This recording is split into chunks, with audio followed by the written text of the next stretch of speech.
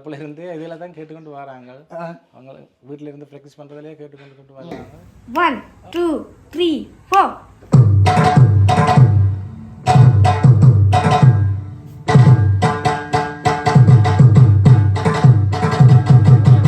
புத்திரன் தான் இவர். புலமை பரிசில் பரீட்சையிலையும் சித்தி அடைஞ்சிருக்கார்.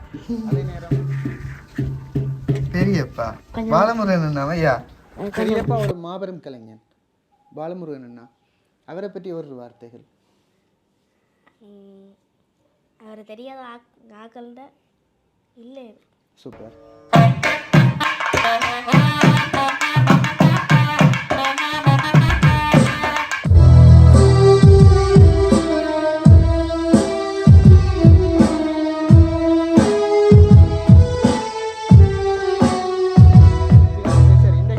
சரி, நாளைக்கு விடிய டியூஷன் எப்படி அதை கொண்டு போறீங்க? கச்சேரியை போயிட்டு வந்து படத்துருவேன். அம்மா எல்லாம் சொல்லி போயிடுவேன். ரைட், அம்மா தான் மெயின் ரோல் இல்லையா?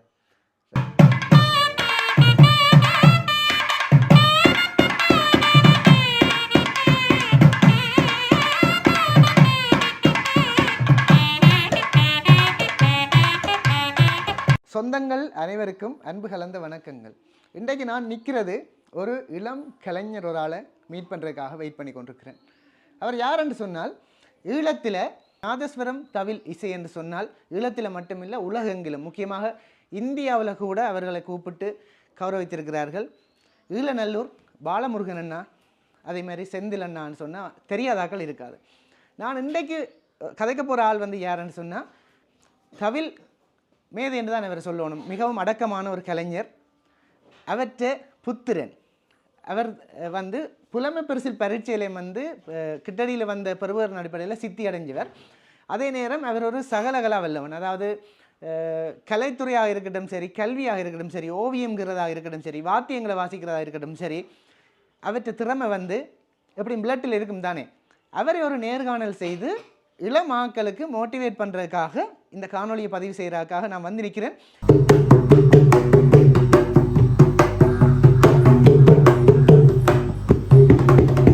ஈழநல்லூர் செந்தில்நாதன் அண்ணாட வீட்டை தான் நான் நிற்கிறேன். ஒரு வித்தியாசமான ஒரு காணொலியாக இருக்க போகுது. காணொலியை இறுதி வரை பாருங்கள். இப்போ வாங்கோ காணொலிக்குள்ளே போகலாம்.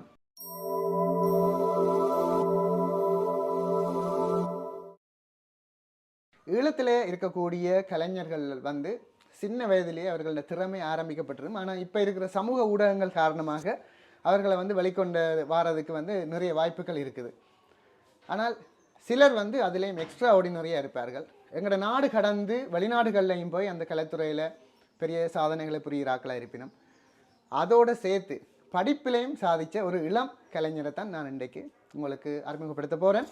இந்த இலங்கையின் யாழ்ப்பாணத்தின் ஈழநல்லூர் பாலமுருகன் அண்ணா அவர்களுடைய சகோதரன் செந்தில்நாதன் அண்ணா. தெரியாதாக்கள் யாருமே இருக்க முடியாது. செந்தில் அண்ணாட புத்திரன் தான் இவர். புலமை பரிசில் பரீட்சையிலையும் சித்தி அடைஞ்சிருக்கார்.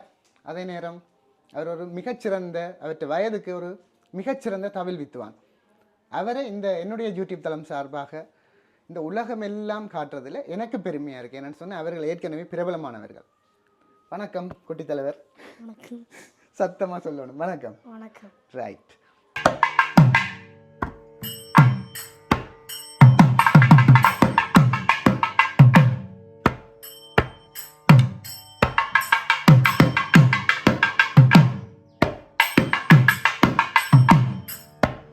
என்ன பேர் பிள்ளைக்கு?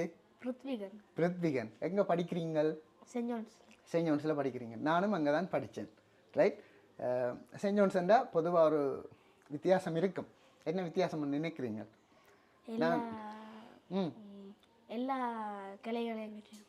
எல்லா விஷயத்திலையும் கொஞ்சமாவது தெரிஞ்சிருக்கும் இல்லையா? ரைட். அதுக்கு நீங்களும் ஒரு உதாரணம் அது நான் நினைக்கிறேன். அவ்வளோத்துக்கு பார்க்க தெரியுது.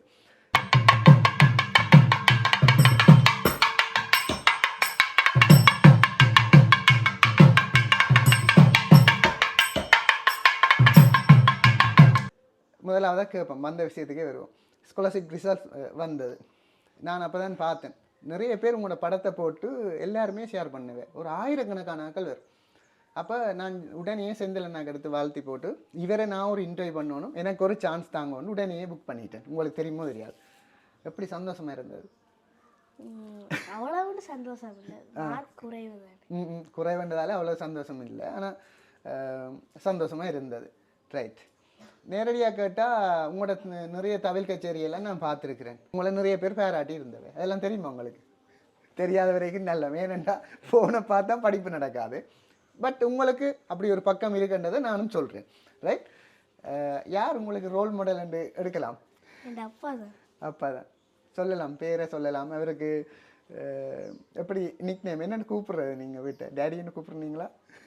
இல்லை, அப்பான்னு தான் கூப்பிட்றது. தமிழ். ரைட். அப்பா ஒரு அடக்கமான கலைஞர். ரைட். உங்களுக்கு என்ன விருப்பம் அப்பால? அதாவது சொல்லுங்க. ஸ்டைல், வாசிக்கிற ஸ்டைல், அந்த டெம்போ கூட்டைக்கெல்லாம் அவரோட பாடி லாங்குவேஜில் தெரியும், அந்த நடைகள் வாசிக்க தெரியும். ஆனால் அவர் வந்து ஈவன் உங்களோட எல்லாருமே பெரியப்பா சித்தப்பா எல்லாருமே அடக்கமான கலைஞர்கள். ரைட். அதாவது அவர்களுக்கு இருக்கிற திறமை வந்து உலகத்துக்கு தெரியும், அவர்கள் மிகவும் அடக்கமாக இருப்பார்கள். நீங்களும் அப்படித்தான் வருவீங்கள். அப்பா சொன்னார் கதை கேட்க 6ஆம் நம்பர் என்று சொன்னார். 6ஆம் நம்பர் ஏஆர் ரஹ்மான் சார் தெரியுமா? இசையமைப்பாளர், பாட்டெல்லாம் வாசிக்கிறீங்க. ரஹ்மான் சார் எத்தனை நம்பர்னு தெரியுமா? ஜனவரி 6, 6ஆம் நம்பர். அந்த நம்பரில் நீங்களும் பிறந்திருக்கிறீங்க. அந்த அளவுக்கு பெரிய இமயம் தொடங்கணும்னு எனக்கும் ஆசை. என்னன்னு சொன்னால் அப்பாடைய அடக்கத்துக்கு கடவுள் அது கொடுப்பார் நிச்சயமா. ரைட்.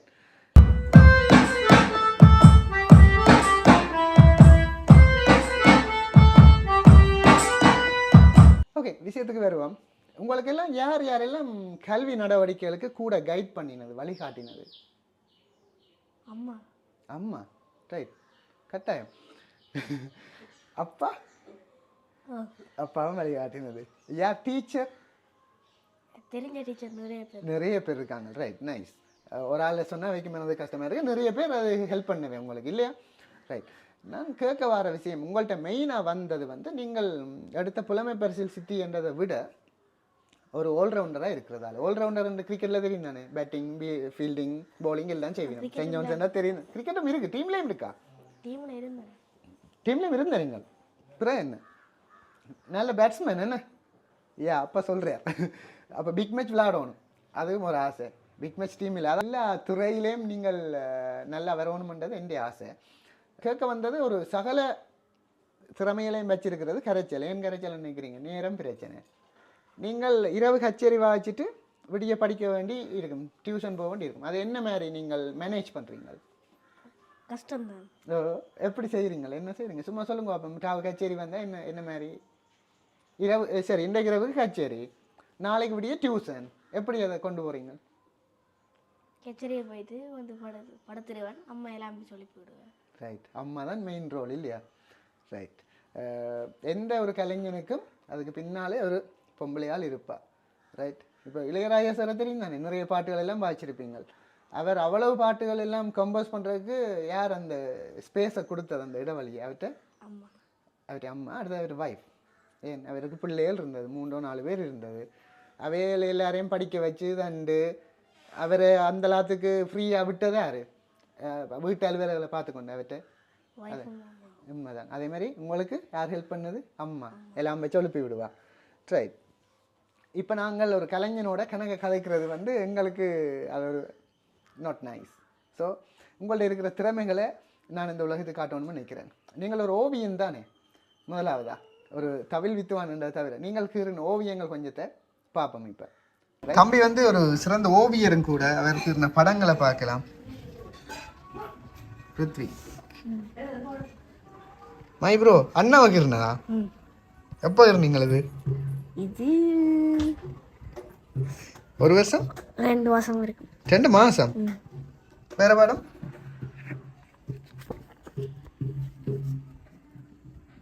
அப்பா வகிரி இருக்கு. யா சூப்பர். பெரியப்பா பாலமுருகன் என்னவா? யா டோனியா? எங்கேயா படிச்சீங்களா சித்திரம்? இல்ல. சூப்பர். 6ஆம் நம்பர். அடுத்தது காட்டுங்க. இது யாரு? டோனியா.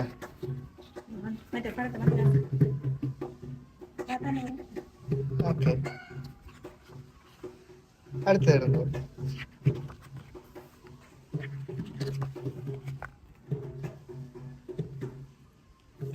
சிவகார்த்திகேயன் ட்ரை பண்ணி இருக்கிறீர்கள்.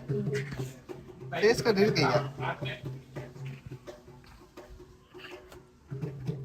பெரிய பாட கடைசி அத நாயனம் பாசி பேர் என்ன பேர் அவருக்கு? சரண்யன். சரண்யன். சாரங்க என்ன தம்பி? கூலிங் கிளாஸோட நிற்கிறார். இது நான் தான் சொல்லுவேன் பாரு. இது யார்? உங்களோட அண்ணாவா? யார் அது? அண்ணா தானே? அப்ப உங்களே இருந்தது. ஓகே, அண்ணாட செத்தான் இருக்குது. இது மச்சான். என்ன பேர்? நிதேஷ். ஓகே. இந்த கல்யாண சுந்தரம் தான். அவர் இந்த இந்தியாவில் குருவன்னு சொன்னீங்க.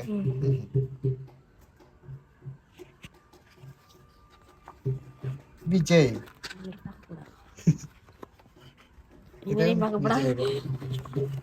இதுவும் அதே தான். இப்போ மெயினான விஷயம், உங்களுக்கு மிகவும் பிடித்த வாத்தியம் தவில் இல்லை? தவில்ல இந்த நேயர்களுக்கு நிறைய பேருக்கு பிடிச்ச ஒரு பாட்டு, பிள்ளையார் சொல்லி போட்டுக்கு முதல் ஒரு பீட் ஒன்று வேறு தானே, அதை கேட்க ஆசைப்படுறேன். வாய்ச்சி காட்டுவீங்களா? வாய்ச்சி காட்டுவீங்க. ஓகே. இப்போ அந்த பாடலை நாங்கள் எப்படி கேட்க போகிறோம்னு சொன்னால், அவர்கிட்ட வீட்டை வந்து அவர்கள் எல்லா துறையிலையும் இருக்கணும். அவருடைய அண்ணா சபரீசன் வந்து ஒரு நாதஸ்வர வித்துவான். இப்போ 2 பேரும் சேர்ந்து அந்த பிள்ளையார் சொல்லி போட்டு அந்த பாடலை வாசித்தா எப்படி இருக்குமென்று கேட்டு பாருங்க.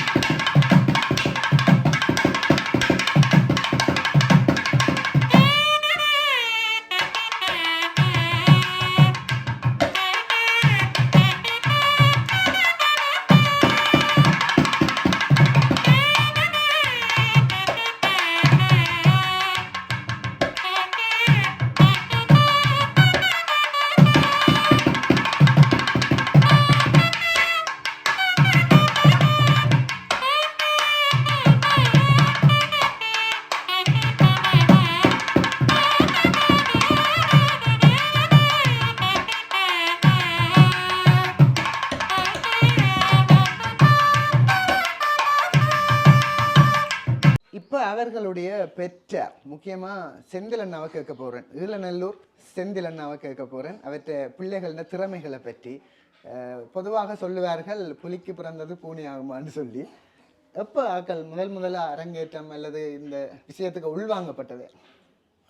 அவங்கள் பிறப்புல இருந்தே இதில் தான் கேட்டுக்கொண்டு வராங்க. அவங்க வீட்டில் இருந்து ப்ராக்டிஸ் பண்ணுறதுலேயே கேட்டுக்கொண்டு வருவாங்க. அப்போ நான் 2 வயசுலேயே ப்ரோக்ராமில் போய் தாளம் போட்டு அப்படி தான் இருக்காங்க. அண்ணாவோட போய்க்க தாளங்கள் போட்டு கேட்டுக்கொண்டு இருந்தாங்க.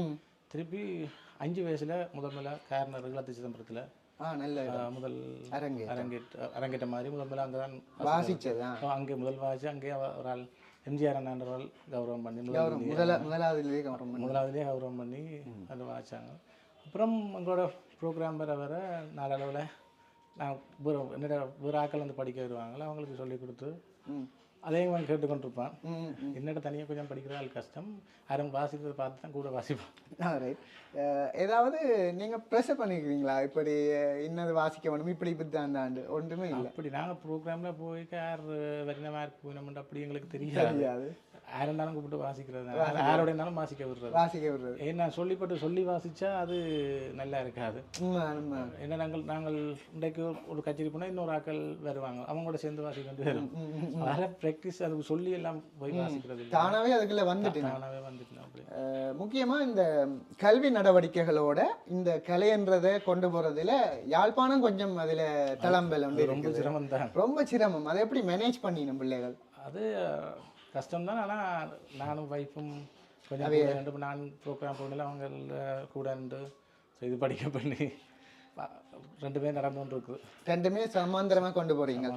மகன் ஸ்காலர்ஷிப் வந்தோடனே இந்த ஃபேஸ்புக் எல்லாம் நிரப்பி விட்டவங்க எல்லாரும். ஆமாம், அந்த படம் எல்லாம் போட்டு எப்படி சந்தோஷமா இருந்தது? ஹாப்பி தான். ஆனால் அவர் இன்னும் கொஞ்சம் கூட அவரும் எதிர்பார்த்தேன், நானும் எதிர்பார்த்தேன். இன்னும் கொஞ்சம் கூட எடுத்துருக்கலாம்ன்றது. எனவே பாஸ் பண்ண திருப்தி நிச்சயமா. ஏனெண்டா அவர் நிறைய பேர் அவர்களுடைய கச்சேரிகளை பார்த்துருப்பீங்கள்.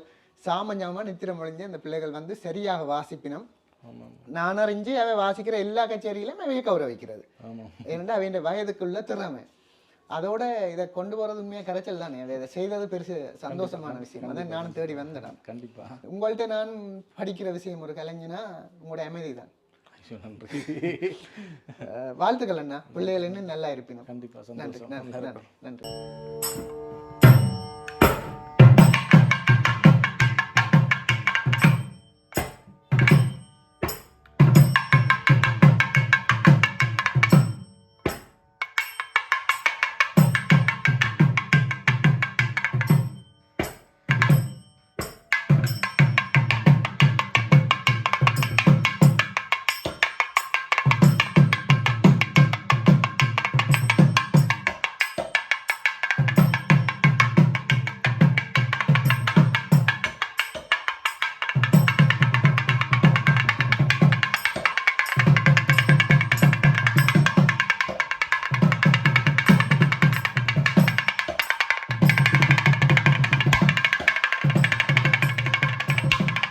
இப்போ ஒரு குத்துப்பாடல் எப்படி இருக்குன்னு சொல்லி கேட்டு பாருங்க.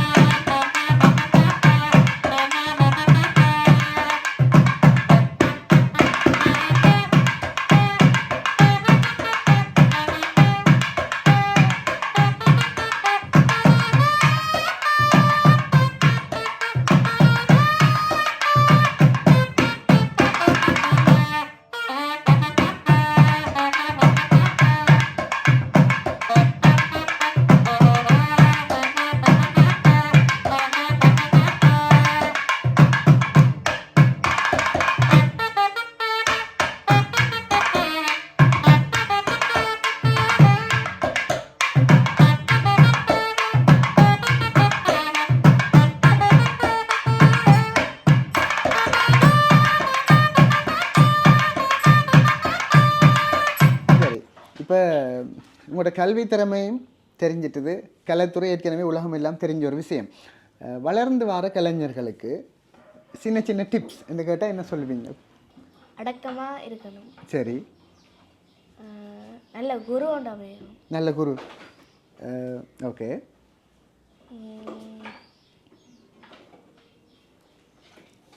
கலகலப்பாக இருக்கணுமா சீரியஸாக இருக்கணுமா? கலகலப்பாக இருக்கணும். இருந்தால் சாதிக்கலாம்னு சொல்கிறீங்க. ரைட். உங்களோட கலைத்துறையில் அப்பா வந்து ஒரு பெரிய ரோல் மாடல்னு ஏற்கனவே சொல்லிட்டீங்க. ரைட். அண்ணா வந்து நாயனம் பாசிச்சு இப்போ 2-3 பாட்டெல்லாம் பார்த்துட்டோம். அவர் உங்களோட கலைத்துறை சார்ந்த பயணத்துக்கு என்னென்ன விதங்களில் ஹெல்ப் பண்ணுறார் அண்ணா? எனக்கு தமிழில் ப்ராக்டிஸ் பண்ணிக்க 1000 இருக்குன்ற வீட்லேயே ஒன்று இருக்கு. ஐயா அதால் உங்களுக்கு ஹெல்ப் ஈஸியாக இருக்குது. சரி,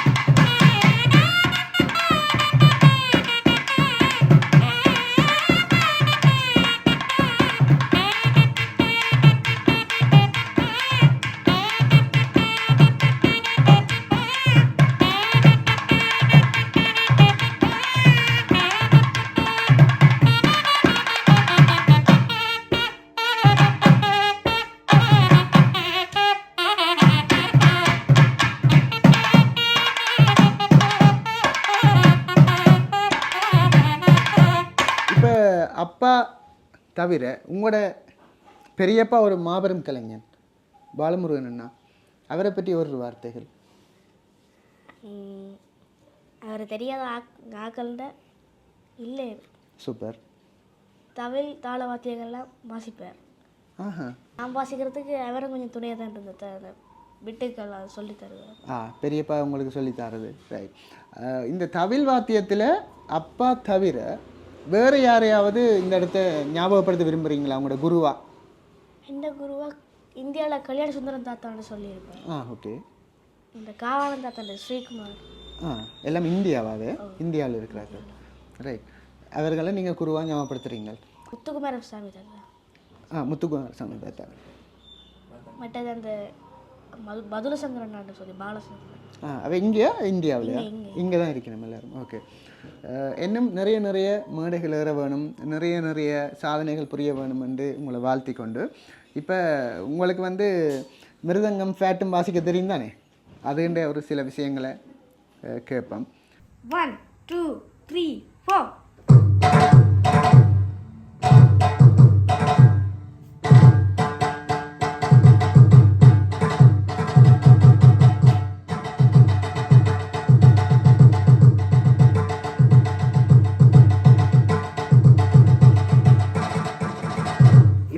தம்பியோட சேர்ந்து எனக்கும் ஒரு கீபோர்டில் பாட்டு வாசிக்கிற ஒரு ஆசை ஒன்று இருக்குது. அதை நான் நிறைவேற்றிட்டு போறதா இருக்கிறேன். வாசிப்புமா? ஓகே.